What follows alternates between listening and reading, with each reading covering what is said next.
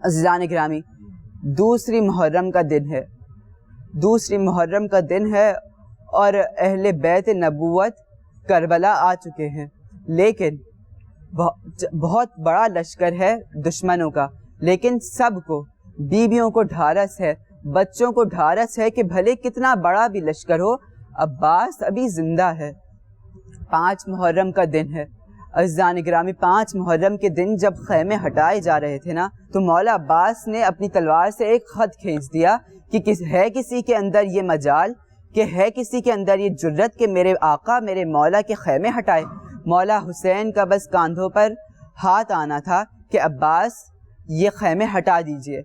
مولا عباس کو مولا علی سے کیا گیا وہ وعدہ یاد آ گیا ہوگا کہ حسین تمہارے آقا تمہارے مولا ہیں۔ بس جس تلوار سے مولا عباس نے وہ خط کھینچا تھا نا، اسی تلوار سے مولا عباس نے جو خیمے کی رسیاں تھیں وہ کاٹ دیں۔ عزیزان گرامی، بس شب عاشور تھی اور ہر ماں خیمے میں اپنے لال کو کچھ نہ کچھ بتا رہی تھی۔ ام لیلہ اپنے اکبر کو بتاتی ہوں گی کہ اکبر، آپ شبیہ رسول اللہ ہیں، آپ کو ایسی جنگ کرنی ہے کہ فوج اشقیہ کو یہ یاد آ جائے کہ علی مرتضیٰ کے پوتے ہیں آپ۔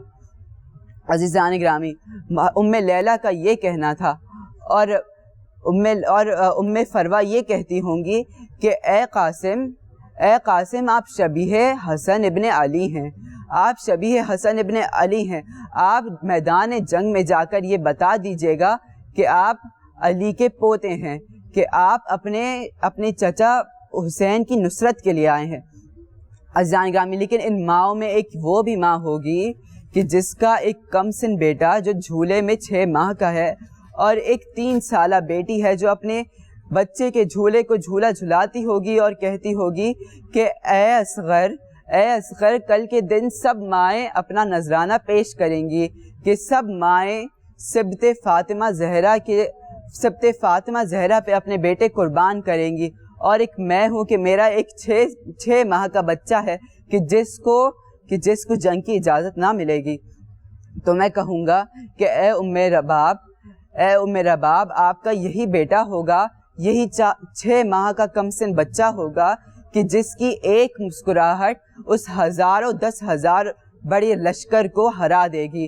آپ کا یہی بیٹا ہوگا کہ جب فوج اشقیہ عصر کے بعد خیمہ گاہ میں نیزے مار رہی ہوگی نا، تو ایک نیزہ پڑے گا زمین پر، اور جو نیزہ خشک زمین کے اندر جائے گا تو ساتھ ایک 6 ماہ کا بچہ ساتھ باہر آئے گا۔ عزیزان گرامی، بس حضرت علی اصغر جو باب الحوائج ہے نا، حضرت علی اصغر باب الحوائج ہیں، تو علی اصغر اپنے نوکے سنا پہ، اپنے نوکے نیزہ پہ یہ کہتے ہوں گے کہ اے اماں، آپ تو یہ روتی تھی نا، آپ شب عاشور یہ روتی تھی نا کہ آپ کی طرف سے کوئی نذرانہ پیش نہ ہوگا، تو اماں آپ یہ دیکھ لیں کہ باقی سب کے صرف سر نوکے نیزہ پہ ہیں، صرف ایک آپ کا بیٹا ہے کہ جس کا پورا جسم نوکے نیزہ پہ ہے۔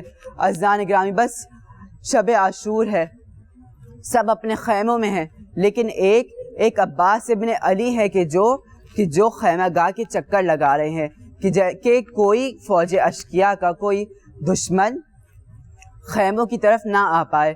عزیزان گرامی، یہ وہ رات ہے کہ جس رات کو تمام اہل حرم، تمام اہل بیت سکون کی نیند سوئے ہوں گے، اور فوج اشقیہ عباس ابن علی کے ڈر سے کہ عباس ابن علی حملہ نہ کر دیں، اس ڈر سے ساری رات جاگے ہوں گے۔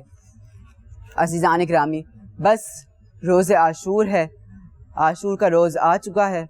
عباس چاہتے ہیں کہ میں جنگ کے لیے مجھے اجازت ملے۔ مولا حسین نے علم لا کے عباس کے ہاتھ میں تھما دیا کہ عباس آپ میرے سپہ سالار ہیں۔ مولا عباس سمجھ گئے کہ مجھے جنگ کی اجازت نہیں ملے گی۔ مولا عباس کافی دیر تک خاموش رہے، ایک ایک کر کے تمام اصحاب کٹتے چلے گئے۔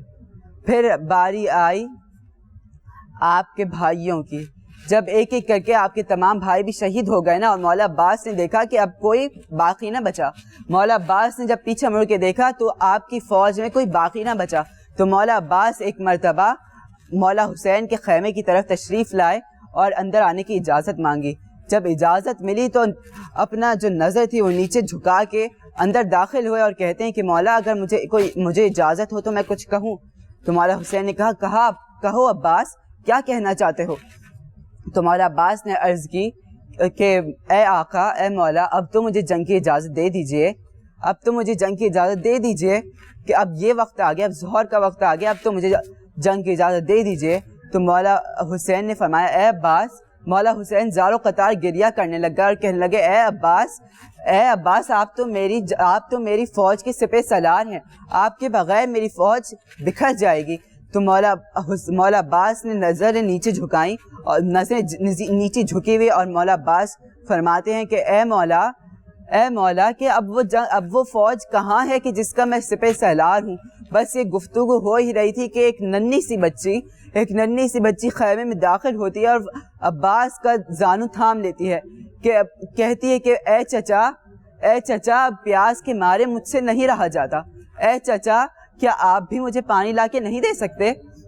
بس عزیزان گرامی، مولا عباس نے بی بی سکینہ کے وسیلے سے جنگ کی اجازت حاصل کری۔ بی بی سکینہ نے مولا عباس کے گلے میں ایک سوکھا مشکیزہ ڈال دیا، اور مولا عباس اپنا علم لے کے اور ایک ہاتھ میں اپنا نیزہ لے کے فرات کی طرف بڑھے۔ 4000 کا لشکر تھا جو فرات پہ تعینات تھا، لیکن مولا عباس وہ تھے کہ جن کو عباس نام ملا تھا، کہ جن سے شیر بھی فرار کیا کرتے تھے۔ بس مولا عباس داخل ہوئے کہ ہر تھوڑی دیر بعد خیموں میں ایک خبر آتی کہ عباس اب فرات کی طرف بڑھ گئے ہیں، عباس فرات کے قریب پہنچ گئے ہیں، عباس نے فرات پہ قبضہ کر لیا ہے، عباس نے فرات سے مشکیزے کو بھر لیا ہے۔ عزیزان گرامی، لوگ کہتے ہیں کہ جب حضرت عباس نے مشکیزہ بھر لیا تھا نا، تو ایک مرتبہ چلو میں پانی لیا اور اپنے قریب کیا، کچھ سوچا اور پانی واپس پھینک دیا۔ تو کہنے والے کہتے ہیں کہ عباس نے پانی پینے کے لیے چلو میں بھرا ہوگا اور واپس فرات کے منہ پہ مارا ہوگا کہ فرات اب میرا قبضہ تجھ پہ ہے، اور یہ قبضہ تھوڑی دیر کا نہیں، اب تا قیامت میرا علم تیرے کنارے لہرائے گا۔ جب ہی کہتے ہیں نا کہ جب ہی شہید عباس کو غازی کہا جاتا ہے۔ اب سمجھ میں آیا ہے کہ عباس کو غازی کیوں کہا جاتا ہے۔ عزیزان اکرامی، بہت دیر ہو گئی لیکن خیموں میں کچھ خبر نہ آئی کہ عباس کی کچھ خبر نہ آئی خیموں میں۔ سکینہ اب پریشان ہے کہ میرے چچا کی خبر کیوں نہیں آئی، تو کہتی ہیں اماں فضہ ذرا آپ دیکھیں تو اب میرے چچا کی خبر نہیں آئی۔ بی بی فضہ جو تھیں وہ اٹھیں اور انہوں نے باہر جا کے دیکھا، تو انہوں نے کیا دیکھا کہ ایک علم جو ہے وہ خیموں کی طرف بڑھ رہا ہے۔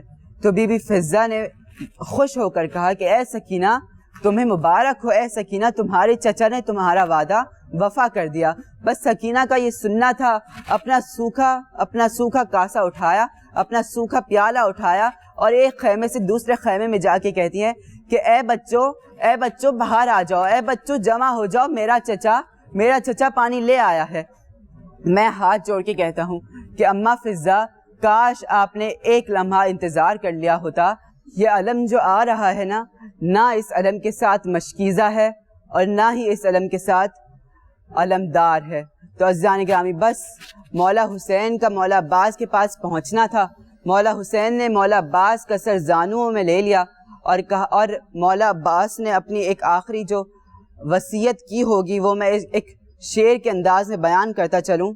آقا یہ میری عرض ہے عابد کو سنانا، آقا یہ میری عرض ہے عابد کو سنانا، جب گور غریباں میں سکینہ کا ہو آنا، تو کانپتے ہاتھوں سے میری لاش اٹھانا، جو گرد سکینہ کے میری لاش پھرانا، آقا یہ میری آخری ایک عرض نبھانا، لاشے کو میرے خیمے میں ہرگز نہیں لانا۔ ماتم حسین۔